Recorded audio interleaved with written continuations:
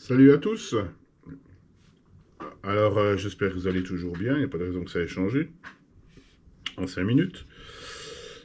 Suite à la vidéo du Lap Monitor où je vous ai montré un peu comment ça fonctionnait, je vais vous passer une petite vidéo pour vous parler suite à la vidéo de Mani Garage 68 où il nous a filmé moi et l'ami Chap au SAM 68. On roulait en DTM et en pancar. Et les gens ont assez apprécié la vidéo. Merci à vous. Et je tenais à vous présenter un peu la voiture, puisqu'il y a eu quand même pas mal de questions au sujet de ce véhicule. Donc, il y avait des DTM au début, et il y avait après la pancar. Donc, j'avoue que c'était assez, entre guillemets, spectaculaire, puisque ça roule plutôt vite. Et je voulais un peu vous parler de cette voiture et répondre aux questions qui ont été un peu posées. C'est quoi, voilà, pourquoi, comment, etc.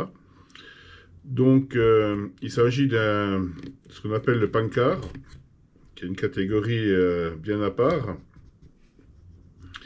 de voiture 1/10 piste, 2 roues motrices pour le coup. Alors, je tiens bien à préciser, 2 roues motrices, ça veut dire que là-devant, on n'a pas de cardan, on n'a pas de transmission entre l'avant et l'arrière. Là, si on regarde bien, voilà, on a un moteur électrique qui est en prise directe sur un différentiel à billes, ici. On a diff à billes. Voilà, petit diff à billes. Et le moteur est en prise directe, c'est-à-dire qu'on n'a pas de transmission intermédiaire, c'est-à-dire qu'on n'a pas de courroie, on n'a pas de machin, donc c'est vachement simple pour le coup. C'est simple et je dirais même assez économique, parce qu'au niveau des pièces, c'est vraiment réduit. Je trouve que c'est vachement réduit, on n'a pas grand-chose au niveau pièces en mouvement, on va dire entre guillemets. Ça reste des voitures très simples. Simple ne veut pas dire lente. Du coup, c'est vraiment très très rapide, c'est posé. Hein, si vous regardez la vidéo, je vous mettrai le lien et la description en bas de la vidéo. En description, quoi. Je vous mettrai le lien vers Mani 68 où il nous a filmé. C'est assez instructif. Alors pour grand nombre d'entre vous, j'imagine, qui ont déjà vu des vidéos de punkers sur des circuits bien plus rapides que le nôtre, c'est phénoménal, quoi. Hein, ça va à une vitesse folle, quoi. Et du coup, j'aime bien cette catégorie parce que, je vous dis, ça demande peu d'entretien, c'est facile à mettre en œuvre, et puis on se fait plaisir, quoi, vraiment. Et c'est du pilotage vraiment de précision. C'est très très précis comme pilotage parce que c'est des voitures très incisives qui demandent un certain doigté. Pour ceux qui suivent ma chaîne, ici, je vais vous montrer. On retrouve la pièce que j'ai fait avec, ici là, avec la CNC, que j'ai modifiée. En fin de compte, l'amortisseur était beaucoup plus court. En fin de compte, il était pris ici avant. Et là, je l'ai rallongé pour qu'il prenne plus loin. Donc j'ai refabriqué cette pièce. Donc j'ai repris la base de la pièce d'origine, je l'ai rallongée pour que l'amortisseur aille prendre plus loin. C'est une bonne idée parce que du coup, la voiture, je trouve qu'elle a un meilleur avant. Elle est plus agréable à rouler. Et surtout, en entrée de virage, je trouve qu'elle est beaucoup plus incisive qu'elle n'était avant. Beaucoup moins survireuse qu'elle était avant. Donc survireuse, c'est quand l'arrière fout le camp. Sous-vireuse, c'est quand l'avant glisse. Hein, voilà. Survirage, c'est l'arrière. Sous-virage, c'est l'avant. Hein, donc les deux, c'est un compromis. Du coup, il y en a qui aiment bien les voitures un peu sous-vireuses parce que ça donne une voiture, en fin de compte, hein, vulgairement, quand on tourne les roues, la voiture, elle va glisser un peu. Ça donne une voiture un peu plus facile, on va dire un peu plus sécurisée. Survireuse, souvent, elle est un peu plus efficace, mais on perd plus facilement l'arrière, ce qui fait que c'est un petit peu plus dur à piloter, quoi. Ça demande un peu plus de doigté, je trouve. Donc, comme toute voiture électrique de modélisme, on retrouve un moteur. Ici, on retrouve un V10 7 tours et demi. Alors ça, c'est la voiture, on va dire, rapide, entre guillemets, puisque j'ai l'autre qui est en 13,5, qui est un peu plus lente. Alors, un peu plus lente, mais elle va bien aussi, qui est un peu plus facile. Voilà, ça permet d'avoir 2 véhicules un peu différents, pour pas avoir les deux mêmes, en fin de compte. Donc ça, c'est une Team Saxo. C'est une marque, hein. Et l'autre, c'est une Phoenix G56, un peu plus commune. La Team Saxo, elle a l'avantage d'avoir la batterie en long. alors que la Phoenix a la batterie en travers ici, ce qui est un peu différent au niveau des masses. Moi, je préfère franchement la batterie en long. D'ailleurs, là, je teste les nouvelles batteries, elles ne sont pas nouvelles, mais je ne connaissais pas les batteries Corsatec. Je ne connaissais pas du tout ces batteries, elles ont l'air un petit peu plus fortes d'encombrement que les IP. Peut-être un petit peu plus hautes aussi, je dirais. Enfin, j'ai pas pesé, mais je pense qu'elles sont un petit peu plus fortes en encombrement. Corsatec, c'est une marque qui fait aussi des ESC, etc. Ils font pas mal de choses. On verra ce qu'elles donnent, ces batteries. Voilà, je connaissais pas trop. Donc c'est du 130C en plus, donc ça a quand même de la batterie qui a un peu de gouache, on va dire.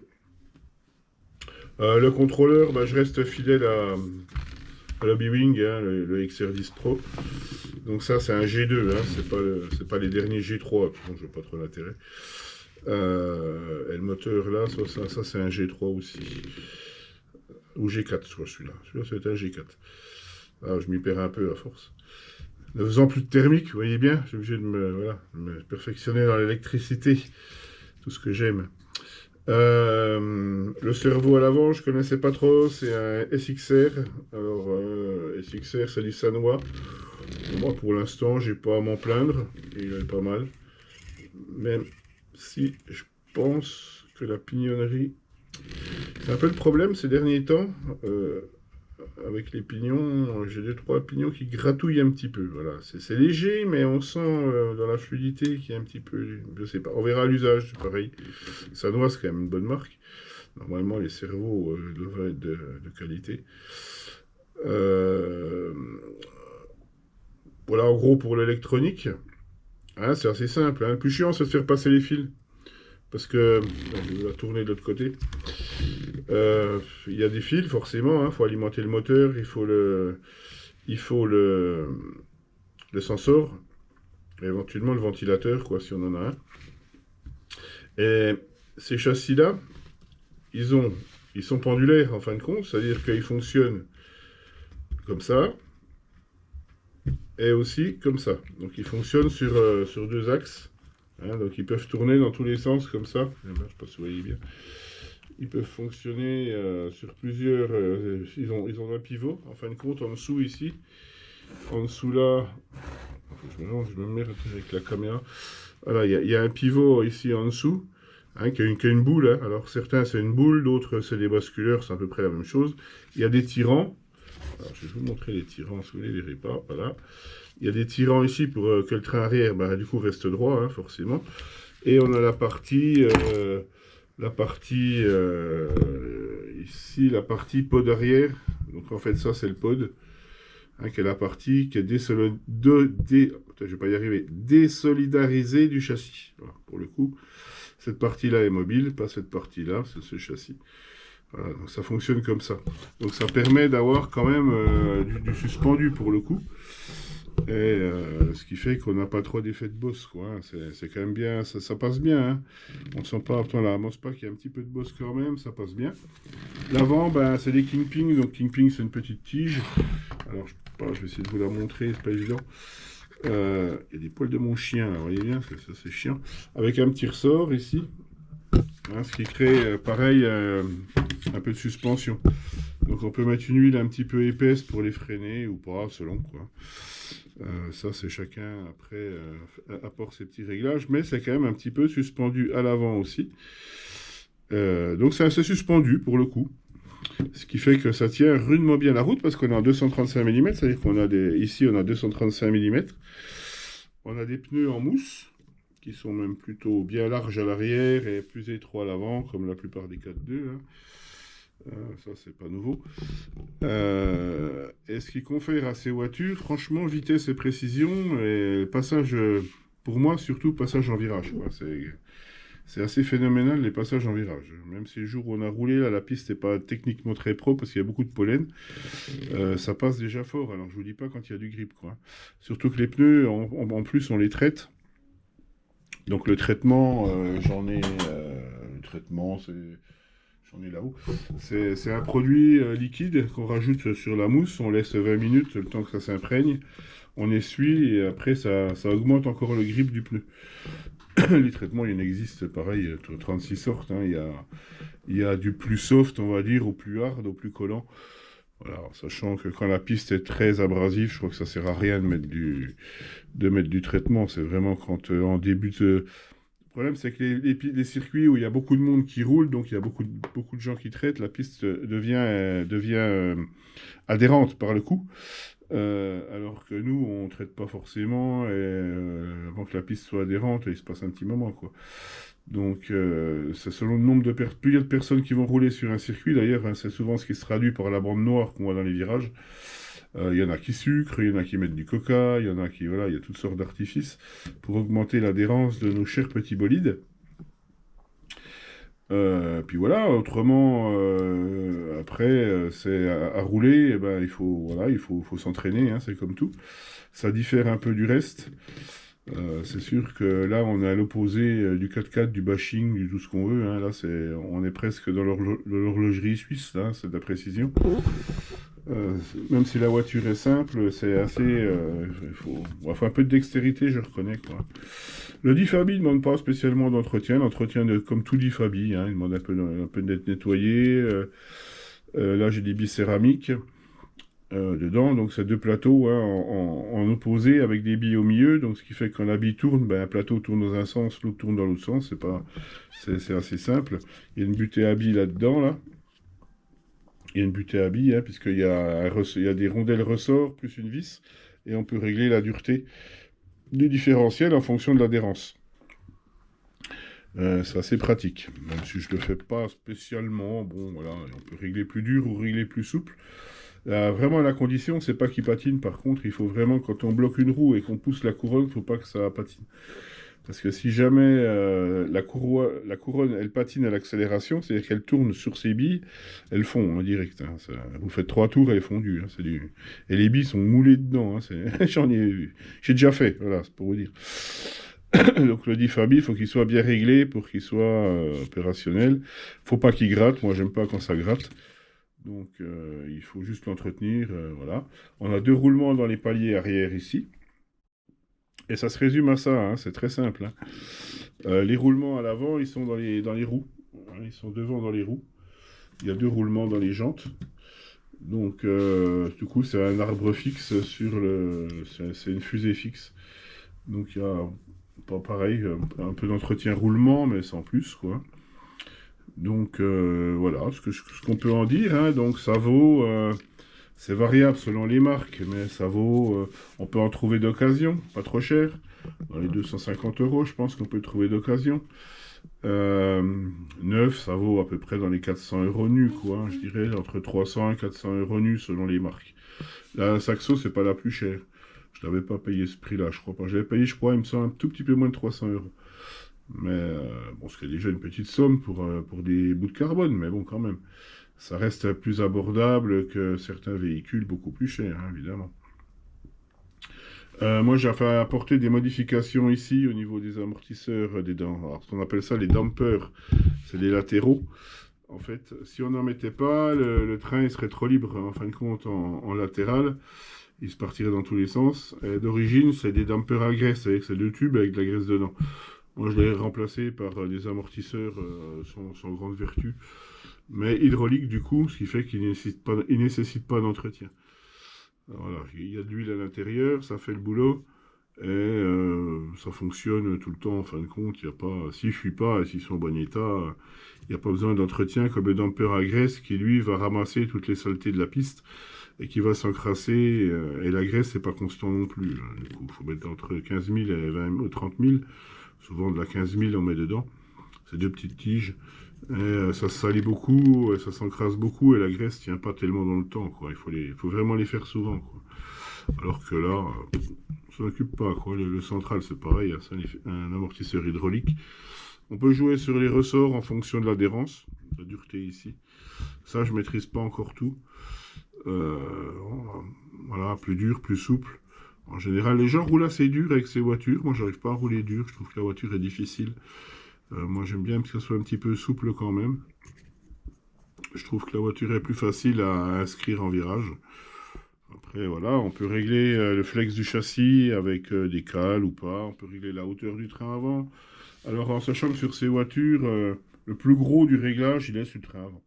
Donc il est sur la Kerman, il est sur le pincement, etc. On peut régler la chasse aussi ici avec des petites rondelles qu'on déplace. C'est ce qui va donner vraiment le gros de la finesse. Mais ça, je dirais que c'est de la fignole. Le plus gros, c'est les pneus, quoi. Franchement, le plus gros là-dessus, c'est les pneus. C'est comme beaucoup de voitures, hein. Les pneus, c'est quand même la seule liaison que vous avez entre votre modèle et le sol. Et c'est eux qui vont quand même faire tout le taf, quoi. Si les pneus sont bien, si la répartition d'adhérence entre l'avant et l'arrière est bien, franchement, ça marche en général facilement, quoi. Il faut pas qu'il y ait de contraintes. Pareil sur le pod, j'ai vu beaucoup de voitures où les gens risonnent à mort et tout. Et le pod, il est assez bloqué. Ce qui fait qu'il fonctionne pas bien. Il faut quand même que tout ça, ça reste libre pour que ça fonctionne correctement. Et ensuite, on a l'autre élément important, c'est la carrosserie, qui elle va donner. Alors, je vais essayer de vous la filmer comme ça. Donc ça, c'est la Viola. Voilà, c'est une marque, hein, c'est un type de carrosserie. Jaune avec les abeilles qui courent après. Et il reste une bombe de jaune surtout. Et du coup, ça c'est la Viola qui a une bonne carrosserie parce qu'elle est assez facile. Voilà, elle va pas rendre la voiture trop difficile. Elle a une bonne adhérence avant-arrière, ça c'est correct. Moi j'achète tout ça sur... Allez hop, c'est parti. Sur... chez Patrick Barriot, quoi, en fait. Voilà.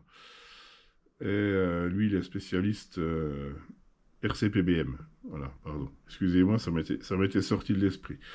RCPBM, qui lui a pas mal, a toutes les pièces et du coup a pas mal de carrosseries. Donc les carrosseries, c'est selon. Alors il y en a qui donnent plus d'appui devant, il y en a qui vont être plus adaptés au 13,5, d'autres qui vont être plus adaptés au mode.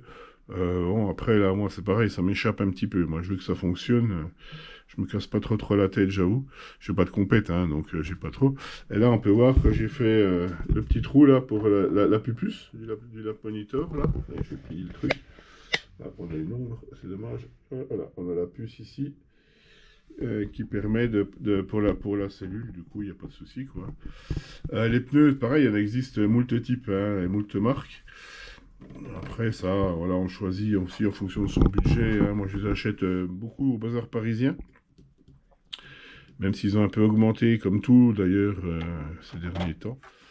Alors, je dirais ça reste raisonnable, mais les pneus, ça se bouffe vite quand même, quoi. J'avoue que c'est pas quelque chose qui est... Le pneu mousse, de toute façon, par défaut, ça dure pas 107 ans, hein. Sur ce genre de voiture, j'ai du 40 à l'avant. J'oscille entre 37 et 40 en short, en dureté, à l'avant, donc selon la température de piste. Je vais avoir ou du 37 ou du 40, je tourne à peu près là-dedans. Et à l'arrière, si je traite pas, je vais mettre du 25 quand il fait froid et que la piste est sale. Sinon, je tourne en 30-32, quoi, à l'arrière, quoi, c'est à peu près ça. Et en sachant qu'un train de pneus, ça fait, à l'arrière, ça fait, je vais pas mentir, mais ça fait, si ça fait 4 packs, c'est bien, quoi. Si ça fait 4 packs, en sachant qu'un pack, je vais faire quoi, 6-7 minutes. Vous voyez, je veux dire, les pneus, ils font pas long feu, il faut les tourner chaque fois, parce que nous, on a beaucoup de virages à gauche, donc on va user plus la roue droite, donc il faut que je les permute chaque fois, quoi. Parce que sinon, il y en a un qui est tout gros, puis un qui est tout petit. et voilà, quoi, donc c'est des pneus un peu différents. Des pneus, par exemple là, j'ai un pneu de 8e. Ah, les pneus de 8e, on voit tout de suite que c'est plus le même gabarit, hein, ça rentre même pas dedans. Voilà, on voit toute la différence entre un 8e et puis un 10e. Bon, je vais le mettre à côté, comme ça c'est marrant, hein, voilà. On voit bien le gap. Imaginons ça là-dessus, c'est presque dragster, quoi. Excellent. Mais c'est pas la même fixation, du coup. Sur les 8e, c'est des clips, alors que ici, c'est des vis. C'est vissé, hein. C'est propre au Pancar, hein. De toute façon, en 12e, c'est pareil, un peu petit. Donc voilà, j'espère que ça vous aura un petit peu éclairé. Donc c'est vraiment une catégorie où il faut une piste, par contre, hein, c'est pas pour du parking, comme j'expliquais. On m'a demandé pourquoi j'avais vendu mes 8e, machin, mais bon, ça roule pas sur les parkings, ça roule pas dans la rue. Ça roule que sur un circuit de préférence propre et pas trop bosselé, hein. De toute façon, c'est posé, hein. Et encore, là, elle est un peu haute encore, parce que les pneus sont hauts. Mais quand le pneu il commence à arriver, il reste 1 mm de pneu, le châssis il est bas, quoi. La partie aussi un peu inconvénient, c'est que quand on est en charge, en ligne droite, le châssis, il descend comme ça. Il va se rapprocher du sol. Parce que la carrosserie a tellement d'appui qu'il compresse comme ça, hein, le machin. Donc il faut arriver à régler sa hauteur de caisse. En compétition, les gars, ils tournent les pneus au bon diamètre tout de suite. Ils ont le bon diamètre, ils font leur run, ils font leur qualif, ils font leur course avec les bons diamètres tout de suite, donc le châssis. Nous, en loisir, on va avoir tendance à ne pas trop tourner les pneus. On va les laisser neufs et on va les user. Ça permet de rouler plus et plus longtemps. Donc faut trouver un équilibre à peu près de hauteur de châssis pour passer un peu la totalité du pneu. C'est-à-dire pas trop haut et pas trop bas à la fin. Il faut qu'à la fin, quand le pneu est usé, le châssis, il traîne pas par terre, quoi, parce que sinon, ça meule, hein.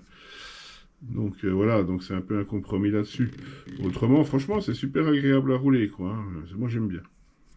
Donc voilà, j'espère que ça vous aura éclairé le Pankar Indice, voire donné envie éventuellement, hein. Après, il faut trouver aussi, ah oui, le rapport de transmission, ça c'est un peu aussi casse-pied. Parce que comme on est en direct, le calcul, en fait, il se fait pignon-couronne diamètre de pneu. Donc on trouve facilement, hein, sur Internet, il y a une espèce d'équation un peu tordue, j'avoue, pour calculer ça, pour savoir quel ratio on a. Bon, moi je le fais un peu à la température, hein, comme ça, je me casse pas trop la tête. Si le moteur chauffe pas trop et que j'ai les perfs, c'est bon, quoi. Le thermomètre reste un juge de paix, je trouve. Faut pas que le moteur parte dans les trucs de fusion, parce que c'est mort, quoi. Et de toute façon, comme j'ai déjà expliqué plein de fois, un moteur qui chauffe trop est moins performant. Donc, dans tous les cas, il n'y a pas trop d'intérêt. C'est pour ça que j'avais quand même rajouté un petit ventilateur ici, là, au bout. Un petit 40, là, au bout. C'est prévu pour, hein, on peut... je sais pas si on le voit bien ici, là. Mais il y a un petit ventilo là au bout. Ça apporte un petit plus au niveau refroidissement, surtout en été, quoi, hein, je trouve. C'est pas trop mal. Donc ça mange pas de pain, on va dire. Ça fait du bruit, mais ça mange pas de pain. Donc voilà, j'espère que ça vous aura éclairé un petit peu. Sur ce, je vous souhaite une bonne journée, un bon roulage, et puis à la prochaine. Bye bye.